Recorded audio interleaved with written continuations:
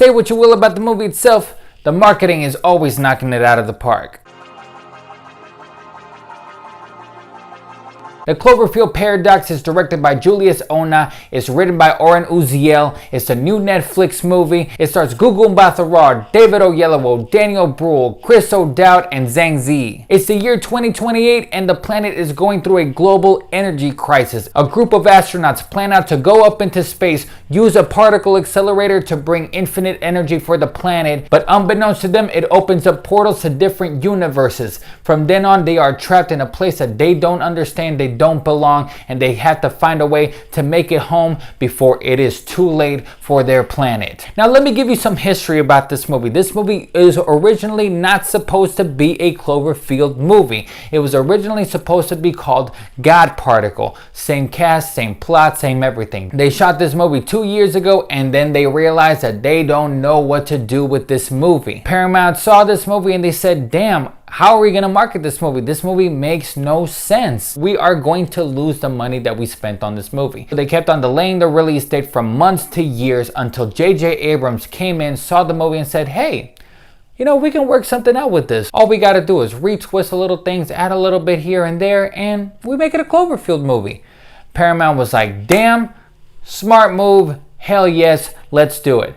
Next thing you know, they make a deal with Netflix to try to drop it on the same day as the Super Bowl. You and me, everybody was surprised when we saw that preview and we all jumped for joy because we loved the first two. We don't love this new one though. The one thing I can admire from this movie, other than yes, it has a great cast and they do the best with their abilities, and yes, the special effects are pretty solid, is that it has a breakneck pace to it. It keeps moving forward fast and loose. Unfortunately, that's all I can really recommend out of this movie other than the cast. The script, written by Oren Uziel, is catastrophically bad. He gives us these plot twists and turns that literally keeps us more confused than giving us answers. New characters pop up here and there and their character motivations change just at a rapid pace. Random things start happening around the ship and to themselves and they just don't know how to go about it, and sometimes they just ignore it or just accept it. And worst of all is how they try to connect this movie to a Cloverfield movie. This was supposed to be the one that explains everything, even though it was originally not even supposed to be a Cloverfield movie at all. So it leaves you more confused than actually be able to connect things from the previous movies. And yes, you would be able to connect things from other movies, but in a really ridiculously stupid way. I mean, that ending, really? And judging the film on its own merit, this is Life or Alien or Event Horizon. That's what this is, Event Horizon. And Event Horizon wasn't even that great of a movie anyways. And I have to say that I think Event Horizon actually is better than this movie.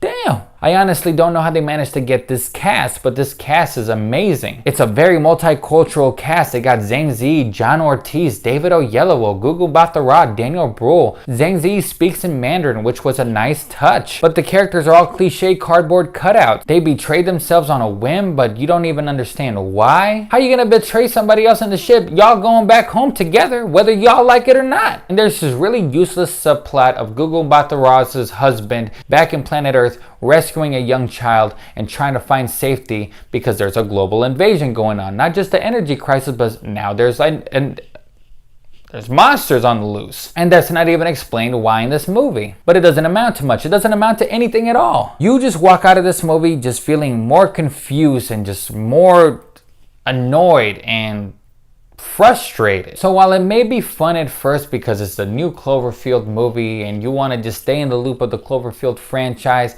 you can try to make the connections. There are a little bit here and there. I'm not gonna go and keep on explaining what, where, and how it makes sense because most of it just doesn't. This is definitely the worst Cloverfield movie out of the three. The first one was rock solid. The second one was pretty great other than the just ending. And this one's just bad. So I'm gonna give Cloverfield Paradox 1 out of 5 stars. Sorry. But once again, guys, thanks for watching. If you like what you see here, click like at the bottom. Go to our SoundCloud page for our more extensive reviews. This is Ray from LiveWire. And once again, thanks for watching.